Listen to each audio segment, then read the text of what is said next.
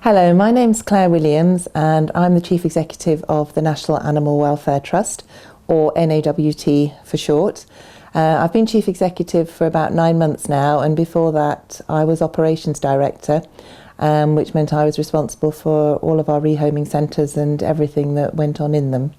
The National Animal Welfare Trust is a rescue and rehoming organisation, and we have centres across the south of England, one in Clacton-on-Sea, one in Watford, one near Hungerford in Berkshire, and one centre down in Hale in Cornwall. We primarily rescue and rehome dogs and cats, but in some of our centres we have field animals as well, goats and ponies, and at one of our centres we have anything from sheep to alpacas. We also rehome rabbits and guinea pigs at some of our centres. The National Animal Welfare Trust celebrated its 40th anniversary in 2011. We were originally set up as part of the British Union for the Abolition of Vivisection, whereby they started to rescue primarily dogs from markets where the dogs were likely to be sold for experimentation. So they decided to rescue them, and then obviously started to rehome them. And eventually they found that their rehoming work and their campaigning work was getting slightly blurred, so they decided to set up two divisions, one for the rescue and rehoming, which started as the Animal Welfare Trust and then became the National Animal Welfare Trust, and then the other side remained as the British Union for the Abolition of Vivisection, or BUAV, to continue the campaigning work. We originally set up in Watford. As you can see, our facilities are not necessarily the most modern here at Watford, but that was our first centre. Our centre near Hungerford, which is called Trindledown Farm, is slightly different, as that was actually purpose-built specifically for elderly pets, particularly dogs, where they have larger kennels that are actually done out like sitting rooms, so they have a sofa in them, they even have a telly. So it's to try and make coming into rescue not quite as stark as it could be in some areas, so that is a special niche for us. We now rescue and rehome about 1,500 animals a year, as I say, mainly dogs and cats, and we have about 400 animals in our care at any one time across all 5 centres. We take our animals from a number of different sources. The majority come to us as sign-overs, where the owner, for whatever reason, is no longer able to care for the animal. We don't judge people when they do that, because they've made the responsible decision to bring their animals into a rescue knowing that they will be properly cared for. We also take in strays. Some areas we will take the strays once they've done their 7 days legal requirement, and if no owner comes forward, we will take the animals in if we feel we can find the right home for them. We will assess the background to find out as much as we can for the owners, and if we feel it's something that we can work with to find the dog the right home, then we will do that. We have 2 behaviourists or trainers that come and work with us on a regular basis, and they travel around all our centres. They make sure that all the centre staff, all the volunteers, are following that reward-based training. We have areas specifically set up where we do some crate training and start getting the dog used to being left for short periods of time and getting comfortable being in a crate as well. That massively increases the chances of the dog finding the right home. We do as much as we can to make the dogs as homeable as possible once we've taken the decision to take responsibility for them. With most dogs, we find that generally with some very basic training their behaviour improves massively, and they become great family pets. When we rehome a dog, we spend time with the new owners explaining everything we know about the animal's behaviour and giving them lots of advice and information on how they can continue the training once the dog is in a home. We will do what is needed to ensure that that home is the right home for the dog. We will provide support to those owners in the home. We'll even send our behaviourists to visit if needs be to help them settle the dog in. One of our values is that we don't mind how long it takes for a dog to find a home. Our view is that no healthy animal will be put to sleep. And we do view health both in terms of medical health and mental health as well.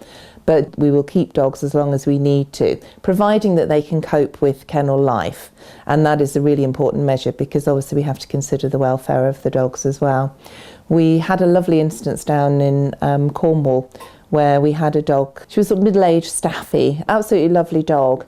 Just one of those dogs that people just pass by. She was with us for about 4 years, but during that time, the staff did a huge amount of work putting out Facebook campaigns for her local press. And we were delighted that earlier this year, a couple came in and she was exactly what they were looking for.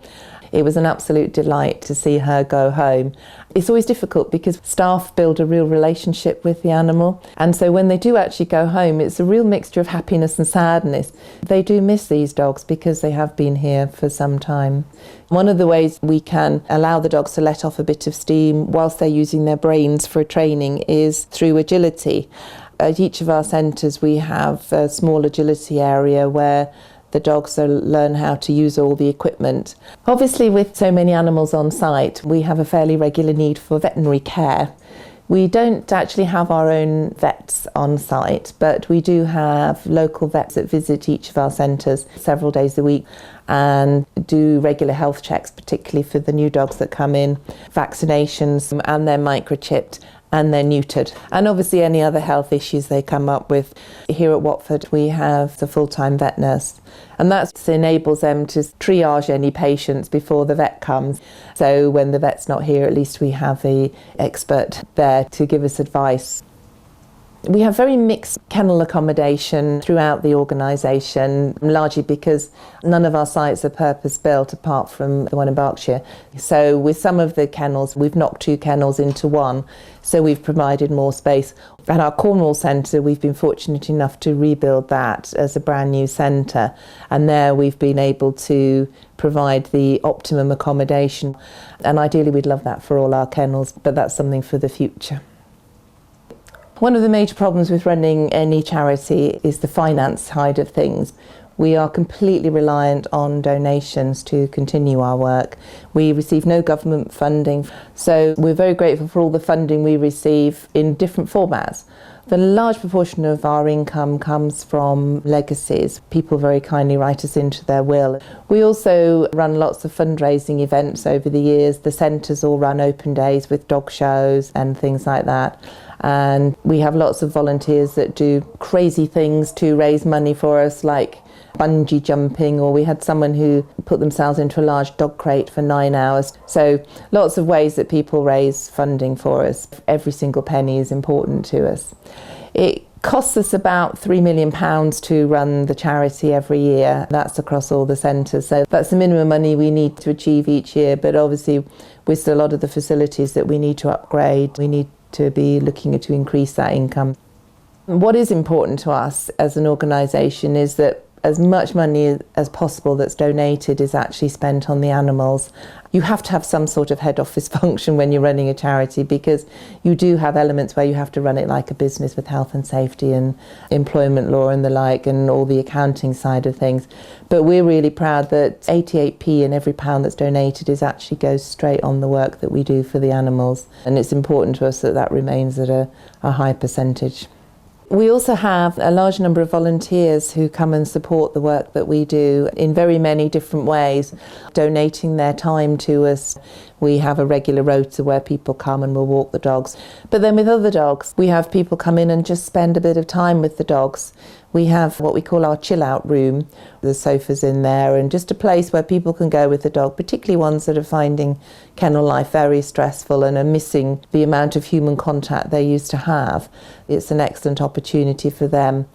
We have a huge amount of laundry, which you wouldn't expect in a rescue organisation, but we have washing machines that are on all day, every day. Some volunteers like doing laundry, so we love them coming to help out. And then we have volunteer photographers who come in and will take photos of the dogs and videos of the dogs, which we can then make use of on our website or on YouTube to help find the dogs a home and to promote them. We have a couple of people who like writing, so they come and do articles on particular dogs. In total, we have around 500 volunteers across all our centres. We estimate that's around £300,000 worth of value to the Trust, which is a huge amount to us. And it really does provide an extra layer of welfare to the animals that is really important to us. If anybody wants to find out more about the National Animal Welfare Trust in terms of looking to rehome an animal, looking how to volunteer or how to donate, then the simplest place to go is to the website, which is nawt.org.uk, and all the information will be there.